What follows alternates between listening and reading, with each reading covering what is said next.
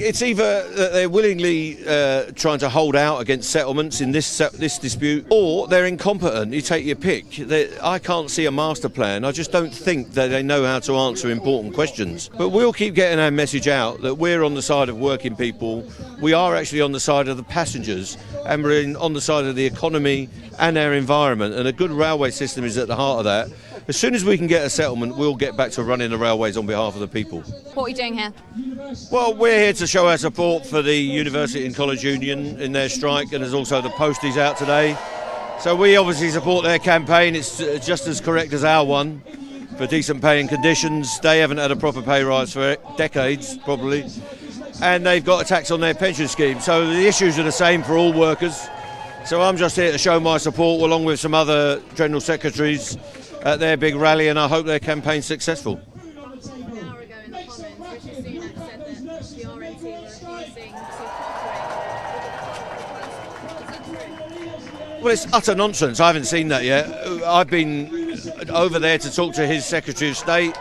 I speak to Scottish transport ministers, I'll speak to the London Mayor, and I'll speak to his ministers and the employers. In fact, we are in negotiations with Network Rail right now as I speak, and I'll be putting further meetings on this week, and we will go through the weekend. But we need the government to get off their hands and give the employers a mandate that can help us develop a solution. So that's utter nonsense. I haven't heard it yet. I'll have to look at it when I go back. Is there a sense that the Tories or the government are pushing back negotiations? Absolutely. I think it's either that they're willingly trying to hold out against settlements in this dispute and others through stopping funding of education and health and any other sector you want to name, or they're incompetent. You take your pick.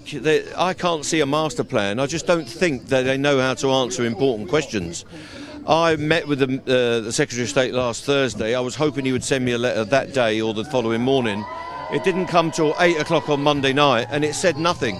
So we're no further forward a week later in getting the rail dispute settled. They had 3 weeks before our action, and they've actually achieved nothing in that time. He's gone off up to Manchester today, Mark Harper, to explain himself to the northern regional mayors who are in a desperate state with the state of the train service and therefore the state of their economy.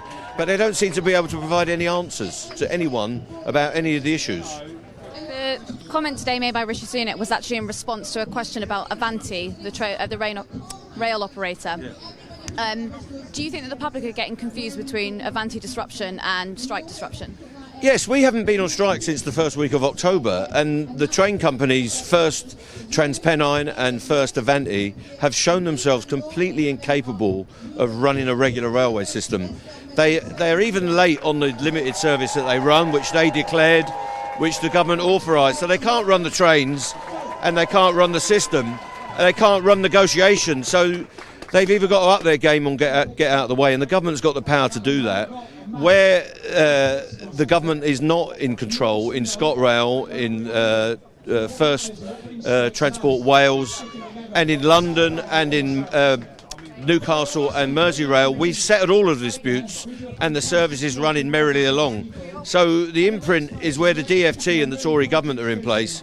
We get no settlements, and we get incompetence.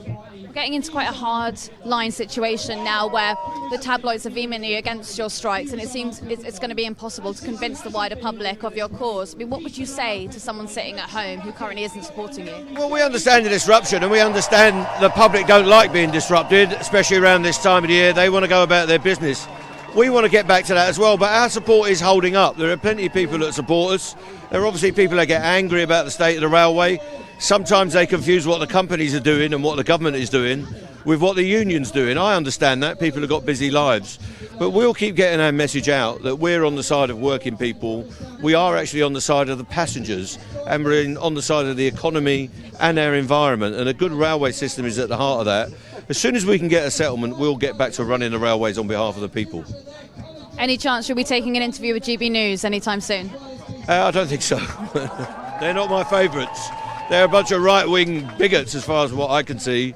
So occasionally they get an interview because they're in the crowd, but I've got no interest in meeting Nigel Farage or any of their other right-wing militants that they've got, so that's that.